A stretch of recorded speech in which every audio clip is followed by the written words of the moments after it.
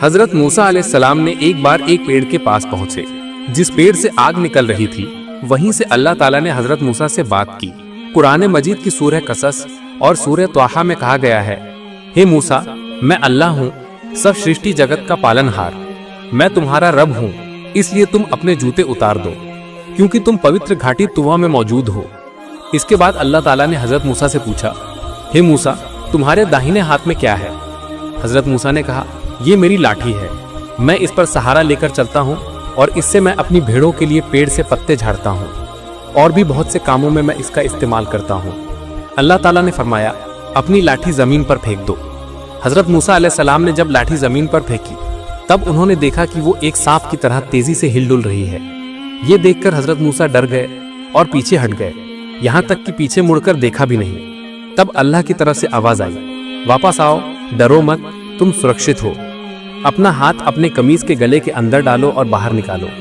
हजरत मूसा ने जब अपना हाथ गले के अंदर डालकर बाहर निकाला तब वो चमकता हुआ सफेद और उज्जवल था, इसमें कोई दाग या खराबी नहीं थी। इसके बाद हजरत मूसा ने एक ऐसी आवाज सुनी, तुम्हें अल्लाह की तरफ से ये 2 निशानियां दी गई हैं ताकि तुम फिरौन और उसके साथी जालिमों का सामना कर सको, क्योंकि वो सब सरकश यानी अवज्ञाकारी हैं।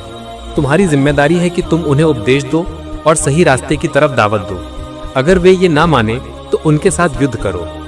हजरत मूसा अलैहिस्सलाम ने कहा, हे अल्लाह, मेरे भाई हारून को मेरा सहयोगी और मंत्री नियुक्त कर दे। अल्लाह ने उन्हें भी नबूवत के दर्जे पर फाजिल कर दिया। इसके बाद 3 दिन बाद हजरत मूसा अलैहिस्सलाम अपने भाई हजरत हारून के साथ फिरौन की तरफ चल दिए। फिरौन के दरबार में पहुंचना बहुत मुश्किल था, क्योंकि वहां असंख्य रुकावटें थीं, जंगली जानवर, पेड़ पौधे, पहरेदार वगैरह। हजरत मूसा अपनी लाठी से चोट मारते जा रहे थे और दरवाजे खुलते जा रहे थे और वे अंदर दाखिल हो रहे थे। पहरेदारों की हिम्मत नहीं हुई कि वे उन्हें रोकें, यहाँ तक कि जंगली जानवर भी रुकावट नहीं बन पाए।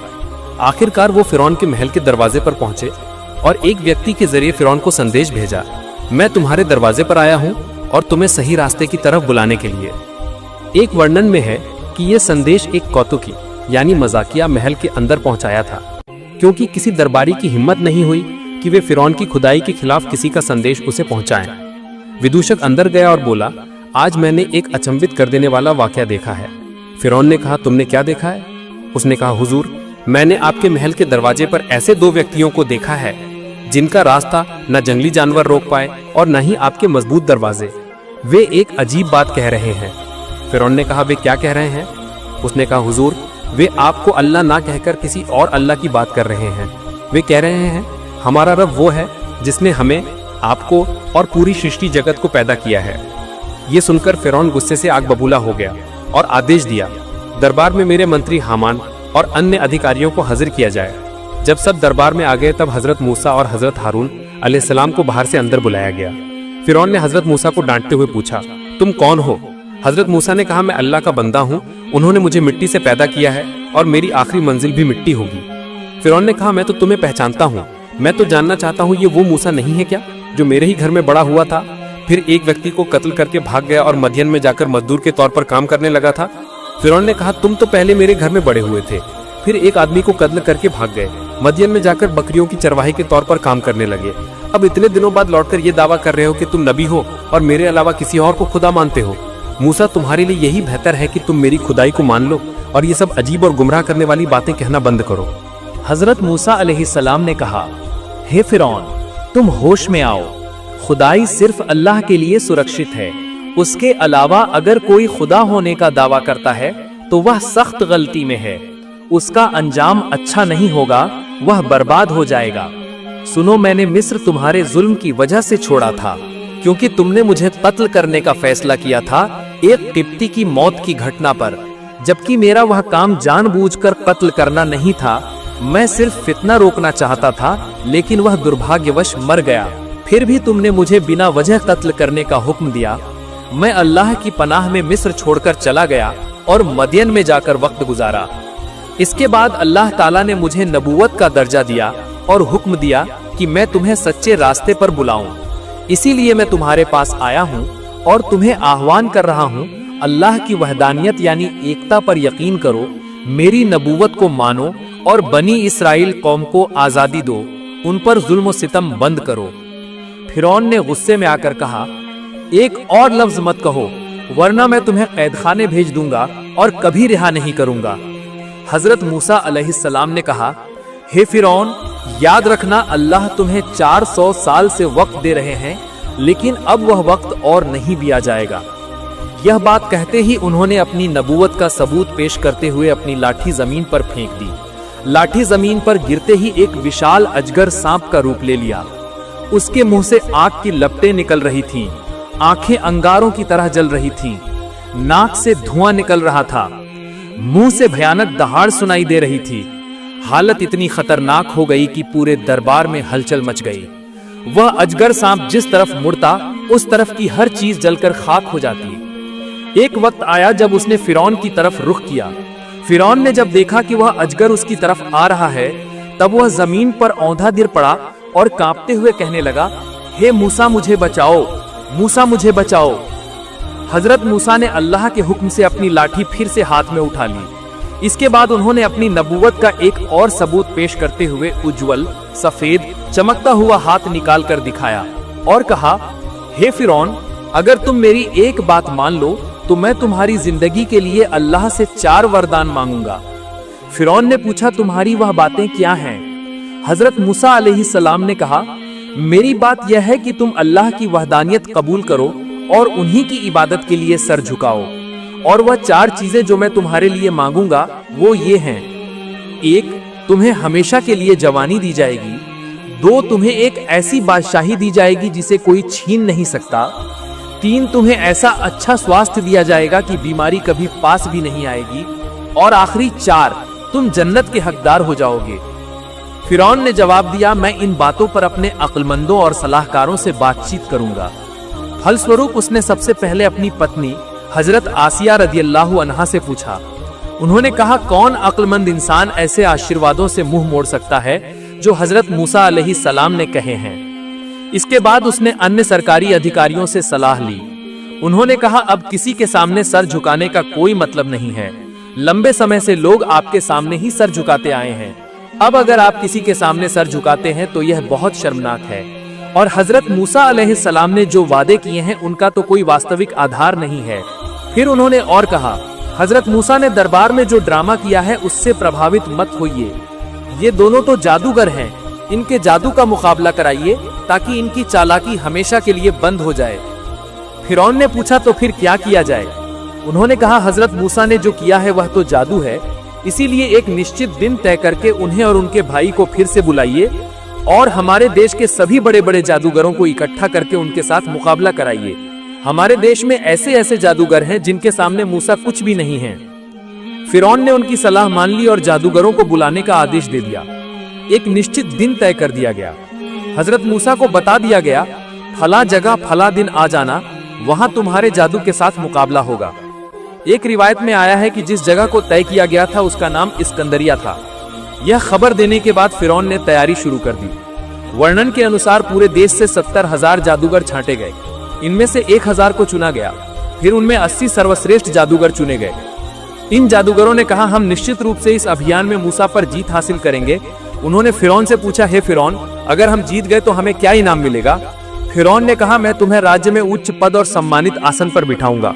एक वर्णन में है कि ये बातें फिरौन से 4 प्रमुख जादूगरों ने कही थी। उन्होंने ये भी कहा था, हम जैसे भी हो मूसा को हराएंगे, लेकिन है फिरौन, अगर हमारी चाल नाकाम हुई तो समझ लेना कि हजरत मूसा अलैहिस्सलाम का मामला पूरी तरह से खुदाई है। आखिरकार तयशुदा जगह पर सभी जादूगर जमा हुए और हजरत मूसा अलैहिस्सलाम के आने का इंतजार करने लगे। एक रिवायत में है कि फिरौन के जादूगर 7 ऊंट भरकर रस्सियां लाए थे। एक और वर्णन में कहा गया है कि फिरौन 1 महीने की तैयारी के साथ हजरत मूसा अलैहिस्सलाम के सामने आया था। वे इंतजार कर रहे थे। तभी हजरत मूसा अलैहिस्सलाम अपने भाई हजरत हारून अलैहिस्सलाम को साथ लेकर उस जगह पहुंचे। पहुंचकर वो अपनी लाठी पर सहारा लेकर खड़े हो गए और फरमाया, तुम लोग अब अपनी चाल दिखाओ। किताबुल याकूबी ग्रंथ में है, फिरौन की तरफ जाने से पहले हजरत मूसा अलैहिस्सलाम अपनी पत्नी को हजरत शुएब अलैहिस्सलाम के पास छोड़कर गए थे। फिर उन सब ने अपनी सभी रस्सियां मैदान में छोड़ दी। सभी रस्सियां सांपों में बदल गईं और दौड़ने लगी और लाखों सांप एक दूसरे पर हमला करने लगे। ये दृश्य देखकर हजरत मूसा अलैहिस्सलाम कुछ परेशान हो गए। ठीक तभी एक आवाज सुनाई दी, है मूसा डरो मत, अपनी लाठी जमीन पर फेंक दो। हजरत मूसा अलैहिस्सलाम ने जब लाठी जमीन पर फेंकी तो वो एक अजगर सांप बन गई और सभी सांपों को निगलने लगी। मात्र थोड़ी देर में ही उसने सभी सांपों को निगल लिया। ये दृश्य देखकर फिरौन दहशत में आकर वहां से भाग गया। फिर हजरत मूसा अलैहिस्सलाम ने उस सांप को हाथ में उठा लिया और वो फिर से लाठी बन गई। तब मैदान में इतना विशाल हादसा हुआ कि भयानक अफरा तफरी और भागदौड़ मच गई। फलस्वरूप 25,000 लोग कुचलकर मारे गए। फिरौन की बड़ी हार हुई और उसी मैदान में फिरौन के अधीन 70 कबीलों ने इस्लाम कबूल कर लिया और लगभग सभी जादूगरों ने हजरत मूसा अलैहिस्सलाम और उनके रब अल्लाह पर ईमान ले आए। जादूगर सजदे में गिर पड़े। ये दृश्य देखकर फिरौन ने कहा, तुम मेरी इजाजत के बिना मुसलमान हो गए, तुम्हारी सजा होगी, तुम्हें फांसी पर लटकाया जाएगा और तुम्हारे हाथ पैर काट दिए जाएंगे। इसके बाद उसने आदेश दिया, जो मूसा पर ईमान लाए हैं उन्हें इकट्ठा किया जाए, उन्हें फांसी पर लटकाया जाए और उनके हाथ पैर काट दिए जाएंगे। उन्होंने कहा कि हमने हजरत मूसा अलैहिस्सलाम की नबूवत और उनके रब की खुदाई का सबूत अपनी आंखों से देखकर ईमान कबूल किया है, इसलिए तुम जो चाहो सो करो, हम ईमान के लिए कोई भी तकलीफ और सजा सहने को तैयार हैं।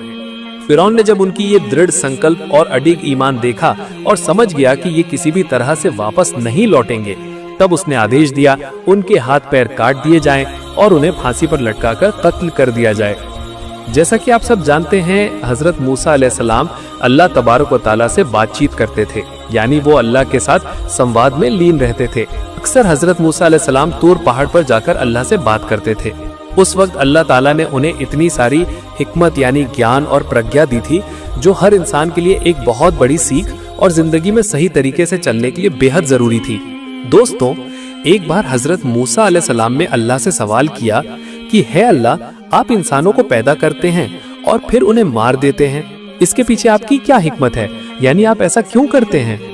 ये सुनकर अल्लाह तबारक व तआला ने हजरत मूसा अलैहिस्सलाम को हुक्म दिया कि है मूसा, तुम खेती करो। हजरत मूसा अलैहिस्सलाम ने अल्लाह के आदेश पर खेती बाड़ी शुरू की। कुछ दिनों बाद जब वो खेत तैयार हो गया, तब हजरत मूसा अलैहिस्सलाम ने उस फसल को काट लिया। ये दृश्य देखकर इसके बाद अल्लाह ताला ने हजरत मूसा अलैहिस्सलाम से फरमाया कि है मूसा, तुमने खुद ही तो खेती की थी और फिर तुमने खुद ही वो फसल काट ली, क्यों?